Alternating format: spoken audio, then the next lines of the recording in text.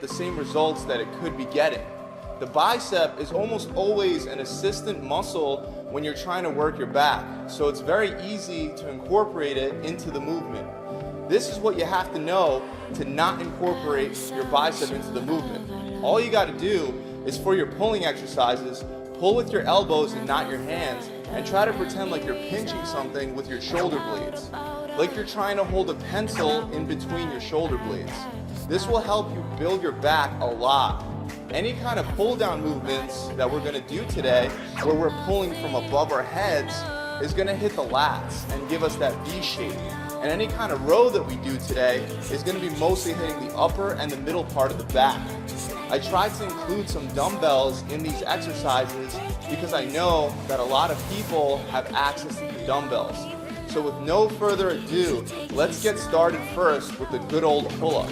With the pull-up, if you can't do it, I'm going to give you some alternatives at the end, so don't worry. But the goal is eventually to be able to do a pull-up. Pull-ups are one of the classic exercises that will just never be beat in regard to what it can do for your back.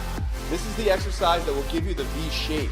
We want to try to go nice and wide to hit those lats more to achieve that V look. When you're pulling, remember to pull with your elbows, not your hands, and keep those elbows flared out. If you can't do pull-ups, you can take the bar and lower it to a position where you can put your feet on the ground. Put your feet on the ground, bend your knees, and use your legs to support the movement. Also, you can get certain resistance bands for really cheap that you could tie around your pull-up bar, and they'll help you up as well. Next, we have a dumbbell row, but we're gonna do this a little different. I've shown this in a video before for the back of the shoulder, but it's also one of the most amazing upper back exercises that I've ever done. Instead of rowing straight back towards your belly button, you're gonna row towards your hips as if you're trying to put something into your pocket. Then you're gonna bring it straight back down and repeat. Really make sure that you're squeezing the back on this one. Next, we got an incline dumbbell row. You're gonna take a bench, incline it, stand straight up against it, and lean against it. Grab two dumbbells and row them both back at the same time while really squeezing your back together. Extend your arms straight down and make sure that you don't have tension in the front of your shoulders. Relax your shoulder. The next one is the dumbbell pullover. This one is excellent for giving you that V shape and hitting your back, mostly your lats. This doesn't look like an exercise for your back because you're laying down on your back, but I promise you, this one is one of the most effective. Make an L shape with your hands, grab the dumbbell and stack one hand over the other, and then you're gonna pull over your head while laying across the bench. You can get more of a stretch by dropping your hips. Make sure you don't bring the dumbbell straight up over your chest because that'll take pressure off of your lats. You want to stop a little bit further from a 60-degree angle and then go back down nice and far to get a good stretch. Keep your elbows slightly bent the whole time to protect your joints. For the last exercise, you're going to use a cable for face pulls. If you don't have a cable, I'll show you a different way to do it with dumbbells.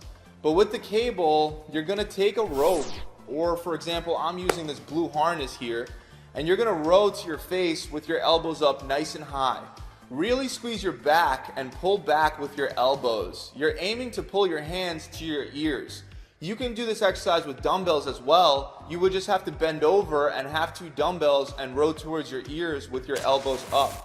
Doing this with the dumbbells, you want to make sure that you're at a 90-degree angle, so you're going to be parallel with the floor. That's about it, guys. Those are some of my favorite exercises for the back. If you're going to do this as a workout, you can probably get all 5 exercises in one day because the back can take a little more volume than some of your other smaller upper body muscles. You could do all 5 exercises for 3 sets, but if you're a beginner, start with 3 or 4 of the exercises for 3 sets. Remember to really squeeze your back and to pull with your elbows on all of these exercises. I really hope this video has helped you guys out. Make sure you leave this video a thumbs up if you enjoyed it, and comment and subscribe to the channel if you'd like to see more videos just like this one.